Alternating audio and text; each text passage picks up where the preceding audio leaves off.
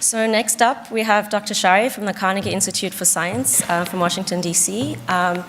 He's going to be talking to us about how we know how old diamonds are and how we determine that. So thank you very much, Steve. Thank you, Karen. So I was asked to talk, to give basically a primer on how we make diamond ages. It's something that Graham and I started years ago, and Karen and I have been doing a lot of it. And this is a picture of the 4th International Diamond School in Italy, a school convened by Graham, me, and Fabrizio Nestola with support from the GIA. We had about 80 students. They're looking at inclusions right now to understand the kind of things you can look at to date.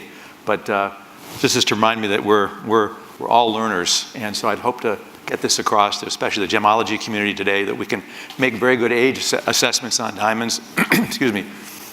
And those age assessments turn out to be critical to put together exploration models and models of where fluids come from and where diamonds form, as Graham showed. So let's start with how you tell time in geology. There's 4 main clocks. We can look at a sequence of events where we have superposition or cross-cutting relationships which only give relative ages. We can look at repetitive events where you have things like varves and lake sediments, and you need a model there for the accumulation of sediments. You can look at the rate of a geologic process like the saltiness of the ocean, which is one of the first ways that the age of the Earth was calculated.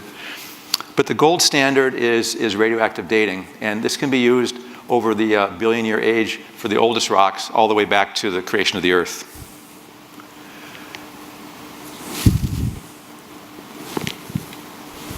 Okay. So radioactivity is by far the best geologic clock. It's a property of the nucleus, and so therefore it's unaffected by the environment. And that's absolutely critical because a lot of our diamonds are coming from such deep depths that if we don't have a process that's impervious to pressure and temperature, we would not get very far. Isotope ratios are not affected by melting and metamorphism. And this was actually discovered, Rutherford worked on this in 1905, only 3 years after the discovery of radioactivity by Marie Curie. That was a huge problem back then in geology, knowing what the age of the Earth was. And as soon as radioactivity was discovered, people said, we have it, we have a clock. And they actually produced an age, the very first uranium-helium age and the very first uranium-lead age, in the first 5 or 7 years after radioactivity was discovered. It's pretty amazing. Let's look at some diamond age dating milestones. And, oops, back. Okay. Over here on the left is the famous plot of Steve Richardson with John Gurney and Tony Erlank and Jeff Harris that Graham talked about with these Hartsbrigitte garnets that gave a model age intersection with the mantle around 3.3 billion years. This was really a milestone paper that showed us for the first time that diamonds are old. Graham, when he went to Durham, came back for a summer, and we worked on this technique for sulfides, and it panned out, and it became for us and him and Karen and others a very good way to look at single diamond ages. And I'll show you why this technique is somewhat better than this technique because of the ability to look at a single diamond. And there's been a recent discovery by Gareth Davies and his group getting a new mass spectrometer that has more sensitivity and can analyze much smaller samples. And so now they're able to look at individual silicate inclusions like we can look at individual sulfides. So what do diamond ages mean? Okay, what we're doing here with diamond ages is we're dating the time of change in the parent-daughter in mineral inclusions. We're not directly dating the time of crystal growth unless the inclusions are syngenetic. And many, or maybe even most inclusions are protogenetic with some prehistory. I'm not going to go into that, but we've kind of put that problem aside because sometimes the protogenetic history is not a long history, and the diamond ages that we get from the inclusion work turn out to not really be too far off what we would expect from geology. And to evaluate that, we often need a good geologic context to interpret these inclusion ages. You can't just make an age determination and without some geologic context. And so I'll explain how this works later in the talk. And these ages turn out to be geologically meaningful if they're not absolute ages on the diamond crystal, even though they're not absolute ages on the diamond crystal. Okay, so these three panels up here are photographs from John Koivula at the GIA that Jim Shigley and I published in a paper in G&G. And these represent silicates from lithospheric diamonds. They're just examples of the kind of inclusions you see. Graham showed a bunch of those. Here are sulfides. This is an optical photomicrograph and an SEM micrograph of sulfides from lithospheric diamonds. And you can see the sulfide here with its carapace or fracture system around it. And then here are our typical super deep diamond inclusions. And you can see these little tiny grains here are actually these retrograde assemblages that Graham has talked about and Evan has talked about that really have little mini metamorphic rocks that have reacted to lower pressure equivalents. And the challenge here is to put together the composition from these various phases. Those are just examples of what get used for dating. So the critical problem is that you have blanks in the lab and you have actual systems that don't have enough parent-daughter elements in them. And so the type of inclusion you have controls the type of dating you can do. So for example, in the silicate realm, we can use rubidium, strontium, samarium, neodymium, or potassium argon, both on pridatidic and eclogitic sulfides. And in the sulfide realm, we can use the rhenium-osmium system, and occasionally with rare eclogitic sulfides, we can use the uranium-lead system. Now, what are these funny numbers with superscripts? Okay, so many of you maybe are not chemistry whizzes, or it's been a long time since you thought about isotopes. So let me give the steps to determine an age in the lab, and then we'll talk about isotopes. So,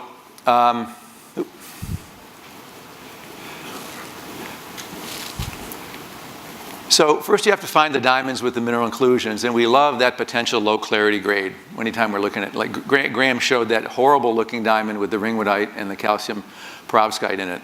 And that's just the radius diamond, but those are the diamonds that might contain stuff we can work on. Typically we cut a laser cut plate, and we make a polished plate of it, and you can see the inclusion here with the carapace around it. And this allows us to look at carbon isotopes in relation to zoning, get some information on the diamond that encased that sulfide. Then we have this little diamond cracker with a tungsten carbide rod and little tungsten carbide wafers, and we split the plate with the idea that we can cleave the diamond plate and sometimes retain that inclusion stuck to the wall of the plate. And if we can do that, that turns out to be really good. Then we actually distill the osmium from the bottom of a beaker into the top of a beaker. So this is actually distillation. So the sulfide is dissolved and the osmium goes up here. It's like magic. And it collects in a button of hydrobromic acid here. And then we can take that and run it on the mass spectrometer. Then what's left over here has to go through chemistry to separate the rhenium because we need a parent-daughter ratio. So the point of talking about these steps is that it's a lot of work to get this done right. And things don't always work, and it turns out to be a real labor of love to get very good numbers. Okay, let's look at isotopes for a second, because I know not everybody is familiar with isotopes. Here's our common element hydrogen, which has basically 3 isotopes. It has protium, deuterium, and tritium. Protium is just our normal hydrogen. Okay, it's stable, lasts forever, and it's almost all of our normal hydrogen. Deuterium is very rare. It's stable, so it lasts forever. And tritium decays with a very, very quick decay, only 12.32 years. So it's not around very long. But the point of showing this particular slide is to get people thinking about why we have to use isotopes. Okay, so how does radioactive decay dating work? You have a parent isotope here in the top of the hourglass. And in this case, I'm showing the example of 147 samarium and 187 rhenium. And they decay to a daughter isotope, 143 neodymium and 187 osmium down here. And the decay rate is governed by the size of the opening with which the sand grains can go down.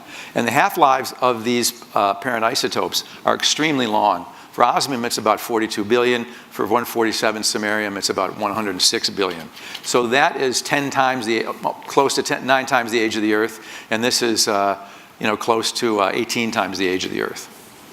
So what that tells you is there hasn't been a lot of change in these parent isotopes over time.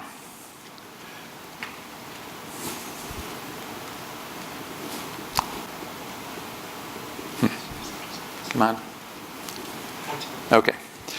So on this plot here, I have the decay of the parent, and the long-lived ones are up here, showing almost no change. So here's time in thousands of millions of years. And so this up here is 147 samarium, what I just showed, and osmium would be down in here as well, because they're not changing too much. And the growth of the daughter would be down on this graph here. Now, it turns out you want to measure the growth of the daughter because that actually shows an isotopic change that is easily measured on a mass spectrometer. And you can't actually use a mass spectrometer to get age information off the decay of the parent. And if anybody asks me a question after, I'll explain how that works. But what we do is we always measure the increase in the daughter.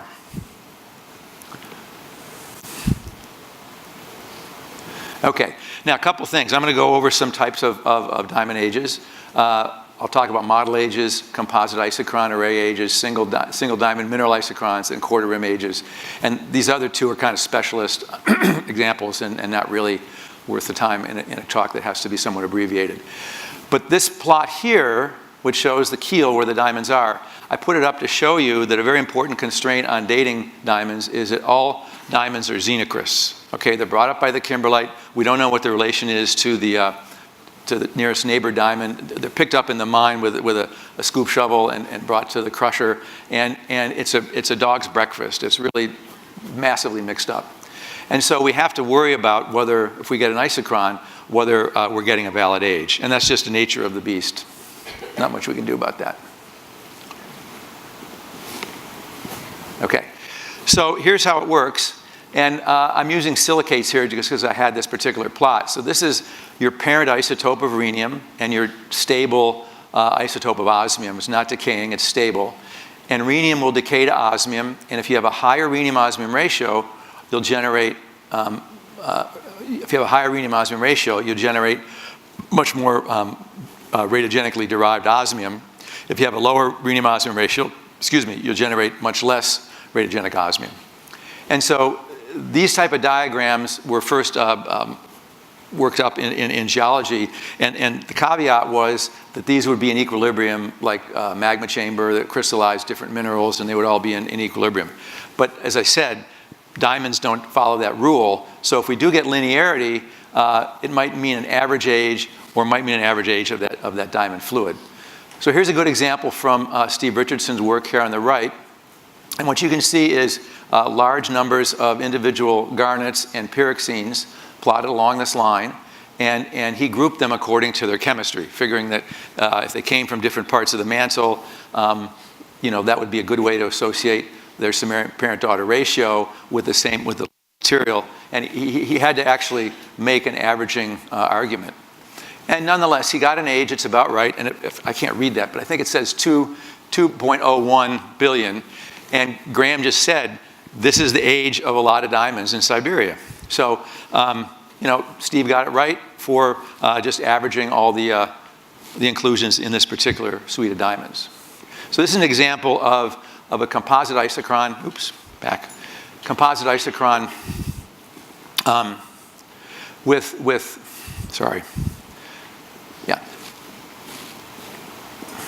composite isochron and really not an isochron to isochron, it's really an age array. But it still came up with the right answer for this piece of lithosphere. Now, here's another example. And here's the rhenium-osmium system again. Parent-daughter, this is just to remind us how the line slope goes with age. And here are data from the Kimberley pooled diamonds that we had time to work on in 2001. And what we get off of this particular isochron is an age of about 2.9 billion, which is the time of assembly of the Witwatersrand block and the Kimberley block. So you can argue that these diamonds shouldn't relate to each other, and they maybe don't tell us anything. But lo and behold, it dates the timing of assembly of the cratonic keel when those two blocks collided to produce the now stable Koppel craton.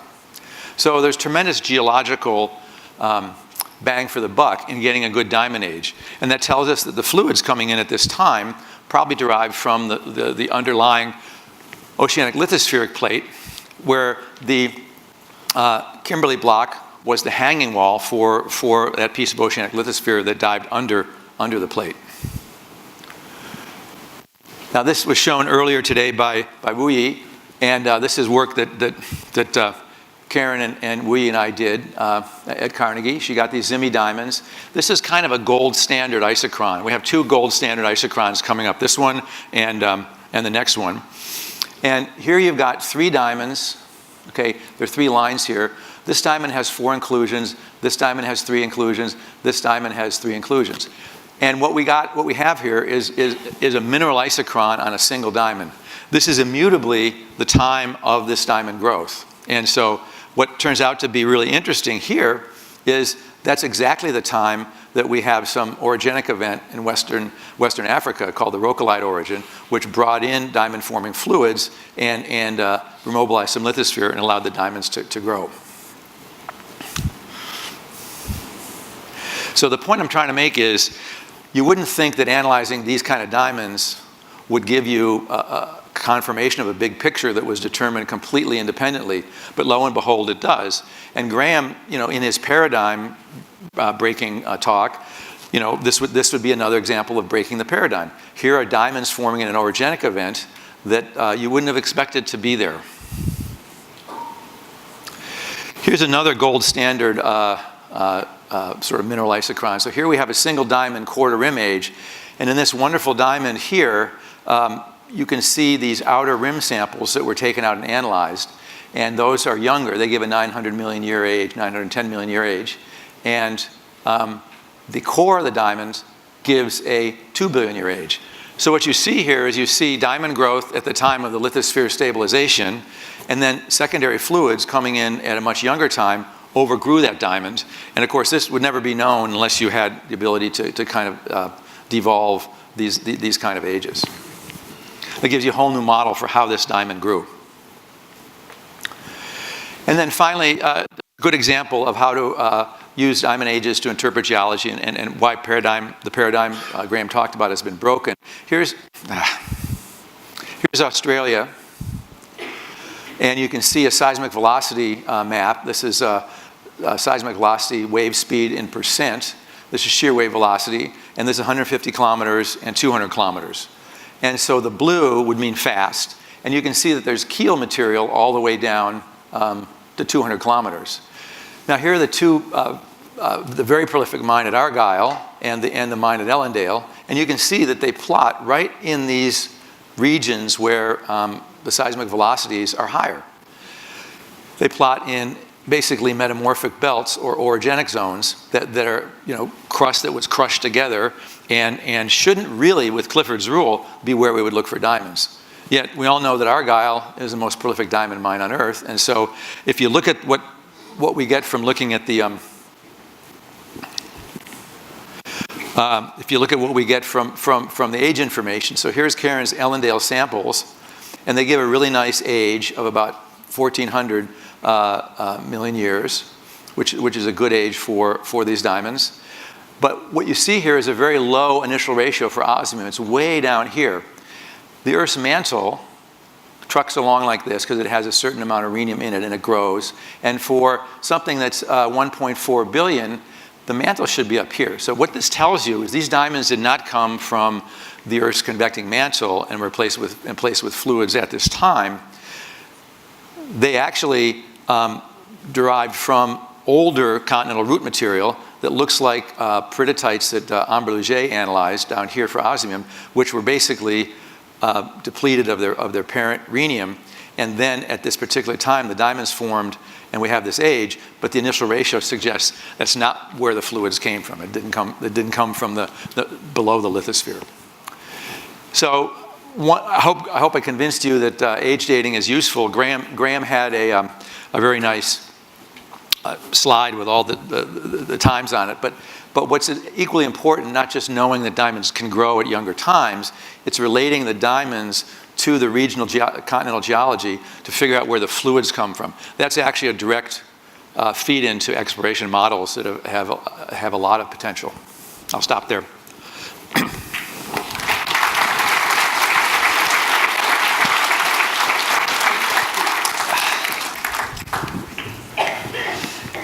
Thank you very much, Dr. Shirey. Does anyone have any questions? Go ahead. Yes, I'm a little curious, like Zimi diamonds, that's from my country, Sierra Leone. How crucially these, I'm new, this is my second week studying graduate diamonds, of course, GIA. What should I take from that? What should we take from the age of diamonds, say, for example, the age of diamonds from Zimi, for those of us that are trying to go back home and get in the industry? I think what you should take from the Zimi diamonds that Karn worked on, I mean, they were fortuitously sulfide rich, so we could get individual ages. Not all diamonds in West Africa would look like this, but they also have this, 1B, not aggregated nitrogen, and so it turns out that you have a very interesting unroofing scenario, which I'm not. Karen standing next to me should be talking about it, not me. So what you can take from it is that each diamond suite that we study may lead to a unique type of formation if we can be assured that they're all forming in the same geological environment. All right, thank you. Jim, go ahead. Is there any example in a single diamond where you can make an estimate of the growth rate of one of these diamonds? Well, the one that Graham, Daphne Vigors de Vries sample, would be a great example of a billion years. But do we think that the diamond grew for a billion years? Probably not.